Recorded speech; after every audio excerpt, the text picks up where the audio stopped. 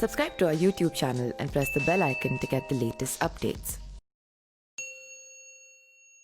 क्या कारण है कि योगेश्वर कृष्ण को मात्र प्रेम स्वरूप तक सीमित कर दिया गया?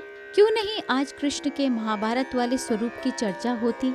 क्यों कृष्ण जैसे महान योद्धा, योगी, कूटनीतिज्ञ के विरुद्ध केवल माखन चुराने के स्वरूप तक सीमित कर दिया गया? क्या भारत के विध्वंसक कृष्ण प्रिय नहीं थे? अपने पुत्र को श्राप देने वाले, अपने कुल का नाश करने वाले महाभारत युद्ध संचारी संभवतः भारतीय योद्धाओं के इतिहास में वे प्रथम हैं जो रणझौर और प्रजा के रक्षण हेतु राजधानी भी बदलते हैं। भारत में 3 नीति प्रचलित रही हैं: कृष्ण नीति, विदुर नीति और चाणक्य नीति।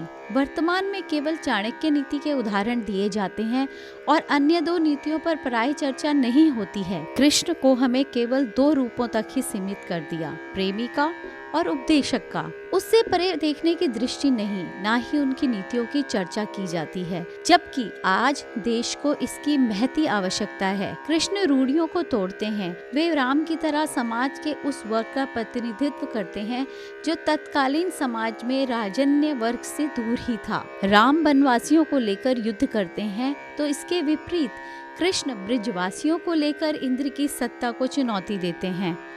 राम हर ली गई पत्नी के लिए युद्ध करते हैं, उन्हें वापस लाते हैं और मित्र सुग्रीव के लिए भी यही दोहराते हैं। कृष्ण पांचाली को लज्जित होने से बचाते हैं और समय समय पर उनके अपमान की बात पांडवों को स्मरण कराते हैं। नायक स्थापित मान्यताओं को ध्वंस करता है यदि वे समाज के विकास के आड़े आ रही होती हैं, और साथ ही मर्यादा की भी रक्षा करता है। शिव तो अर्धनारेश्वर तक बन जाते हैं, शिवा को रिझाने के लिए तांडव करते हैं। कृष्ण बांसुरी की तान से रिझाते हैं, तो राम सामान्य गृहस्थ बनकर सभी मर्यादाओं को निभाते हैं।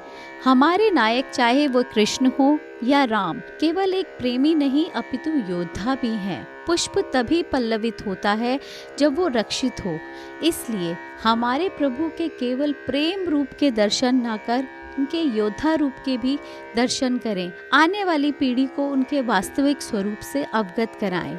जय श्री कृष्णा, जय श्री राम। यह जानकारी आप तक शैलजा ध्यानी द्वारा पहुंचाई गई।